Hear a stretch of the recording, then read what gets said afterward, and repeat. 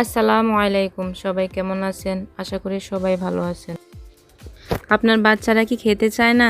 তাহলে আজকের এই গরুর মাংসের পুষ্টিকর খিচুড়ির রেসিপিটা অবশ্যই আপনার জন্য।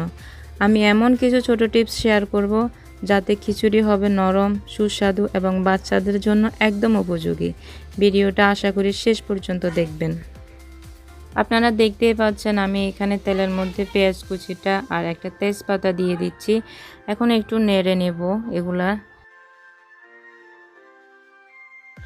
পেস্টটা একটু ভাজা ভাজা হয়ে গেলে এর মধ্যে আমি পরিমাণ মতো রসুন বাটা, আদা বাটা দিয়ে দিচ্ছি। এরপর একটু কষিয়ে এগুলাকে আমি এর উপরে একটু সামান্য পানি দিয়ে দিব। বলক চলে আসছে।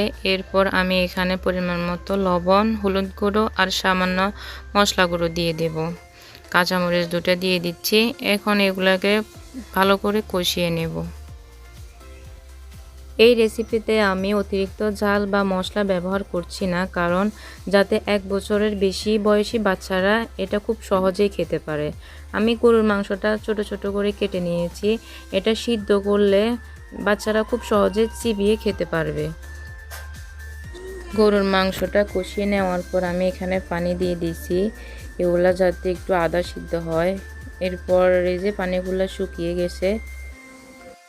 যারা নতুন রান্না করে তাদের জন্য একটা টিপস বলে দিচ্ছি আমি।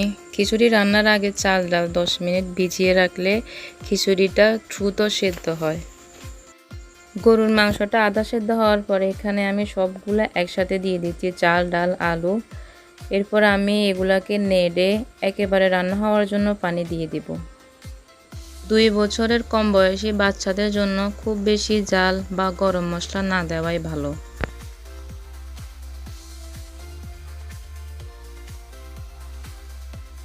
খিচুড়ি রান্না হয়ে গেছে। আর হ্যাঁ, খিচুড়ি খুব শুকনো নয়, নরম ও পাতলা রাখলে ছোট বাচ্চারা সহজেই খেতে পারে। রেসিপিটা যদি ভালো লাগে তাহলে ভিডিওতে একটি লাইক দিন এবং বাচ্চাদের জন্য এমন আরও স্বাস্থ্যকর রেসিপি পেতে আমার চ্যানেলের সাথে থাকুন।